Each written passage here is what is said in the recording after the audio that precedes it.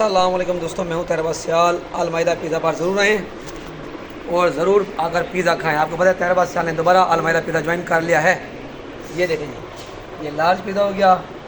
अच्छा जी, ये विंग्स हो गई जी आला क्वालिटी के। अच्छा जी, ये तो आपको पता ही होगा पास्ता।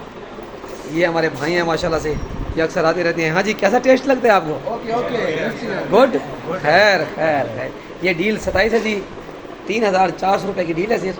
ज़रूर आएँ, ज़रूर खाएँ। ये देखें, अपग्रेशन हो चुकी है, पहले अपग्रेड हो रहा था अलमाइदा। ये देखें जी, एसी वगैरह लग चुके हैं, कूल एंड फुल। ये देखें जी, चिल माहौल। ज़रूर आएँ, ज़रूर विज़िट करें। ये देखें जी, ये हैप्पी बर्थडे, ये डील्स हो गई।